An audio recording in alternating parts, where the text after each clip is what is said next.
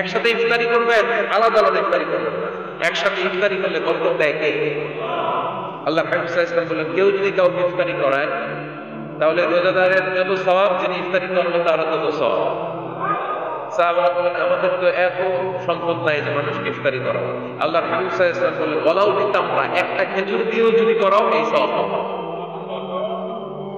ওয়ালাউ বিআযকাতিল লাবান, এক ঢোক দুধ দিয়েও যদি করাও, ওয়ালাউ বিশারবাতিল মা, এক ঢোক পানি দিয়েও যদি করাও, এই সওয়াব পাবে। আপনি আপনার ভাই বোন একসাথে ইফতারি করতে বসেছেন, আপনার প্লেট থেকে একটা পেঁয়াজ আপনার ভাইয়ের প্লেটে দিবেন, ওই সওয়াব পাবে। আপনার ভাই একটা খেজুর আপনার প্লেটে দিবে, ওই সওয়াব পাবে। সুবহানাল্লাহ কবেন না? তাহলে ঘরে সুখ শান্তি ফিরে আনার 4 নম্বর ফর্মুলা, একসাথে খাবার খান। একসাথে খাবার খেলে হৃদ্যতা বাড়ে, সম্পর্ক বাড়ে। খাওয়ার শুরু করবেন বিসমিল্লাহির রহমানির রহিম দিয়ে। কি দিয়ে? কোন হাতে খাবেন? বা হাতে, তাই না? চিল্লায় বলেন, কোন হাতে? ডান হাতে। বিসমিল্লাহ বলে খাওয়া শুরু করবেন, ডান হাতে খাবেন। খাওয়ার শেষে পড়বেন আলহামদুলিল্লাহ। খাওয়ার পরে কি করবেন? খবরদার রান্নার বদনাম করবেন না কখনো। রান্নার বদনাম করেন নাকি?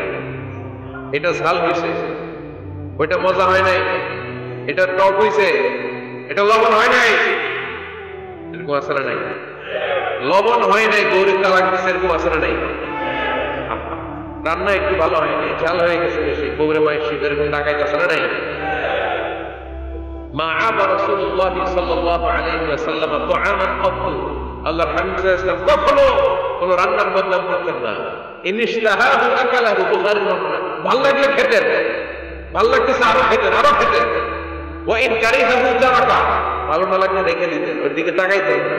কিন্তু কখনো বলেন নাই লবণ হয় না, কখনো বলেন নাই ঝাল বেশি হয়েছে, কখনো বলেন নাই রান্নাটা মজা হয় না। সুবহানাল্লাহ বলবেন না? এই রাসূল ছিলেন মানুষ। এজন্য রান্নার বদনাম করবেন না, একসাথে মিলেমিশে খান। বরকত বাড়ায় দিবে কে? 4টা গেল। 5 নাম্বার, ঘরে কোরআন তেলাওয়াত করুন। কি তেলাওয়াত? কোরআন তেলাওয়াত নাই, ঘরে তেলাওয়াত নাই, ফজরের পরে তেলাওয়াত নাই, সব ঘুম আর ঘুম, আসলে নাই। তো রহমত বরকত ঢুকবে কেমনে? ঘরে কোরআন তেলাওয়াত করুন।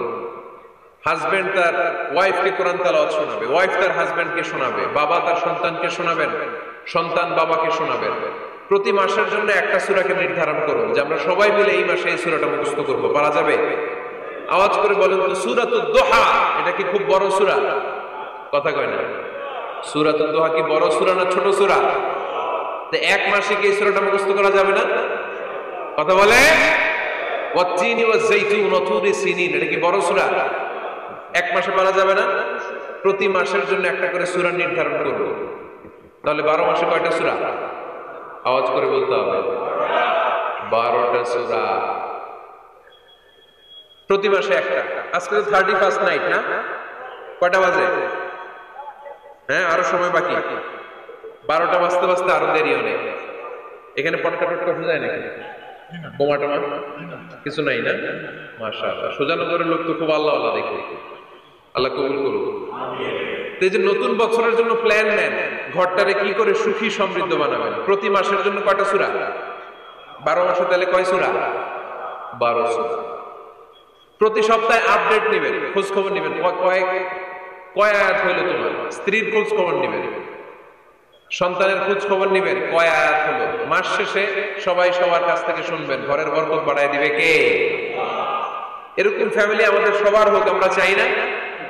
হ্যাঁ, স্ত্রী তার স্বামীকে কোরআন তেলাওয়াত করে শোনায়, স্বামী তার স্ত্রীকে কোরআন তেলাওয়াত করে শোনায়, বাবা তার সন্তানকে কোরআন তেলাওয়াত করে শোনায়, সন্তান তার বাবাকে কোরআন তেলাওয়াত করে শোনায়। আপনার ছেলে মেয়েরা যখন কোরআন পড়ে আওয়াজ করে পড়তে বলেন, যাতে ভুল হলে শুধরে দিতে পারেন। এবং প্রতি মাসে যে সূরাটা মুখস্থ করবেন, ওই সূরাটা তাদাব্বুরে কোরআন পড়তে হবে, অর্থ জানতে হবে। মাতৃভাষায় কোরআনের অর্থ জানার দরকার আছে না নাই? তাহলে ঘরে কোরআন তেলাওয়াত করবেন।